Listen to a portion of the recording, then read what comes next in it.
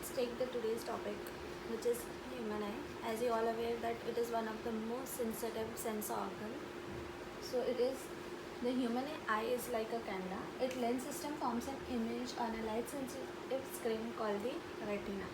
So light enters the eye through a thin membrane called cornea, and the crystalline lens merely provides the finer adjustment of the focal length required to focus object at different distance on the retina. Iris is present behind the cornea and control the size of the pupil. So the pupil regulates and controls the amount of light entering the eye. The eye lens forms an inverted real image of the object on the retina. So the retina is a delicate membrane having enormous number of light sensitive cells which are called rod cells and cone cells. So the light sensitive cells get activated upon illumination and generate electric signals. These signals are sent to brain via the optic nerve, and the brain interprets these signals and finally processes the information so that we perceive object as they are. So now let's move to the, and before moving to the power of accommodation, I just wanted to give an overview of how this actually works. So this is the flow chart. So when the light enters this eye, it passes through the cornea, then the aqueous humor, lens, vitreous humor, retina, then rods and cone cell, and then the electric signal passes through brain via the optic nerve. So now let's move to the power of accommodation. The curvature of the lens can be modified to some extent by ciliary muscle, and this change in curvature of eye lens can thus change its focal length. So when the muscle relaxes, the lens gets thin, focal length increase, and the distance object becomes clear. And when the muscle contracts, lens become thicker, the focal length decreases, and the closer object gets clear. So the normal eye can see objects clearly that are between 25 cm and through the infinity. So the crystalline lens of a pupil at old age become milky and cloudy, and this condition is called cataract.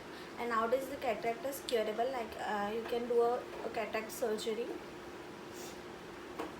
but sometimes it can lead to a partial recovery, or it can be it can have a complete recovery as well.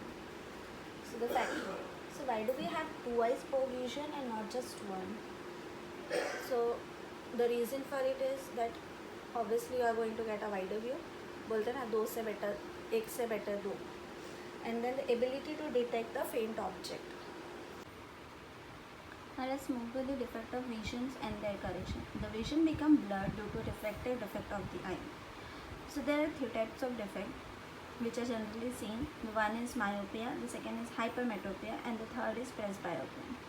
So myopia is also known as nearsightedness. A person with this defect has a far point nearer than the infinitive.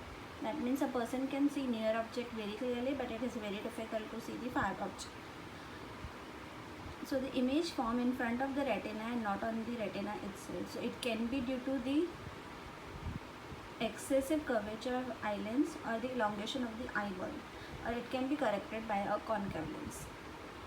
The second one is hypermetropia, which is also known as farsightedness, which means you can see the far object very clearly, but it is very difficult to see the near object. So the image formed behind the retina. So the defect caused due to the focal length.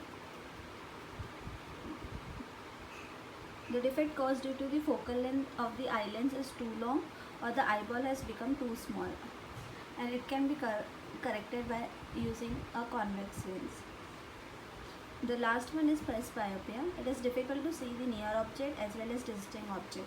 It arises due to the gradual weakness of ciliary muscles and diminishing the flexibility of eye lens, and this requires a bifocal lens.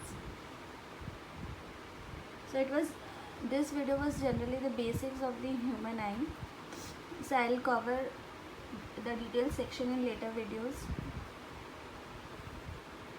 Thank you.